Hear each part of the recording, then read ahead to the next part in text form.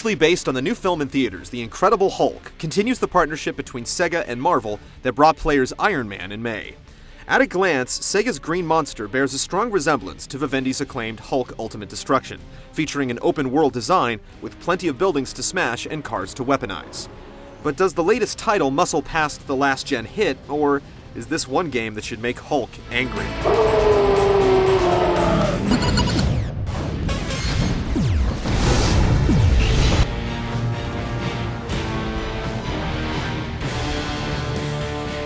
After a brief battle in a Brazilian industrial complex, the Hulk is unleashed on Midtown Manhattan. From here, you're free to scale buildings, wreak havoc on the streets, and tackle various objectives.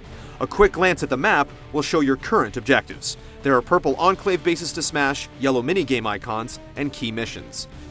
Key missions are broken into multiple chapters, letting you bounce between 2 or 3 conflicts at a time. Unfortunately, awkward transitions and the loading screens before and after each mission ruin the city's sense of continuity. Another annoyance is that your choices alternate between plenty to famine, since missions are unlocked in waves. You can't unlock new missions and side quests without finishing all of your current conflicts first. When you aren't engaged in missions, you can scrounge the city to find hidden goods. Just don't expect much help from the game's subway system early on. You have to find each station on foot first. Tearing down landmarks like Madison Square Garden or Trump Tower earns you collectible tokens. Jump rings test your skills atop the tallest structures, and items to boost your health and rage meters are hidden in nooks and crannies throughout the city.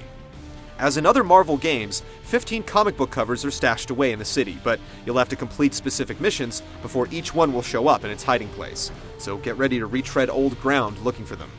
The Incredible Hulk does feature a list of fun challenges called feats, which you can tackle to unlock new attacks, improve mobility, and earn secret costumes.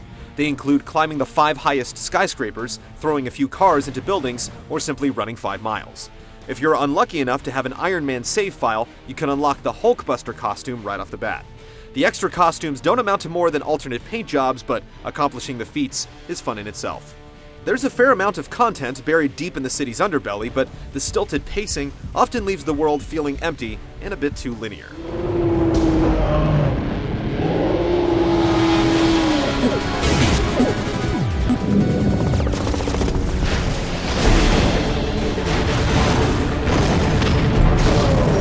Punching, smashing, and tossing are what Hulk does best, and the game offers you plenty of chances to level buildings, uproot trees, and throw citizens to your heart's content.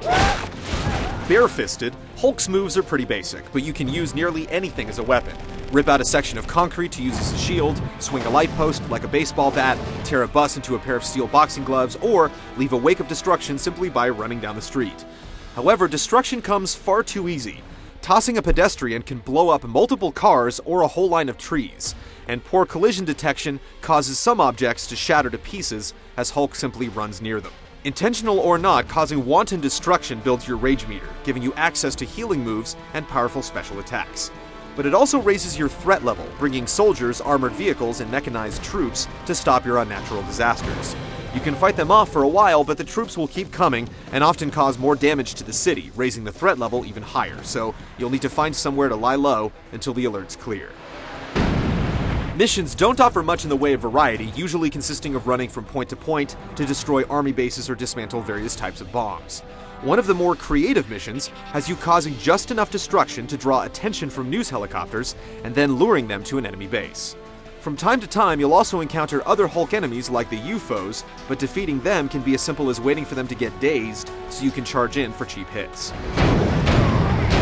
The mini-games scattered throughout the city can be more fun than the missions at times. Some are as simple as racing through a path of rings or destroying 25 vehicles as fast as possible, but others can get a little crazier. One has you taking on cab fares, carrying as many taxis to their destinations as you can, while another tests your jumping skills by having you bound across collapsing rooftops.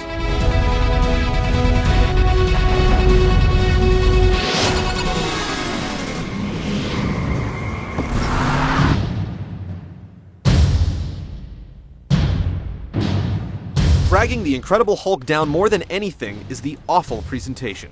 The Hulk himself looks good, and the streets are passable at the ground level, but climb a building, and you'll be treated to one of the ugliest skylines this side of the N64. Everything further than a few blocks away becomes a muddy silhouette, and at night, the buildings take on a dirty brown hue. Similarly, cars and buses turn into transparent gray shells when you pick them up, taking away the charm of using them as weapons. Some things in the game just don't look right. Imagine an army base plunked in the middle of a busy street. You'll also find places on the map where Hulk's body stands halfway below ground. Even when there isn't a glaring flaw, the game just looks bland in general. Cutscenes don't look too bad, but many are so brief that you'll likely miss them if you look away. And if that thing interferes again, we kill it.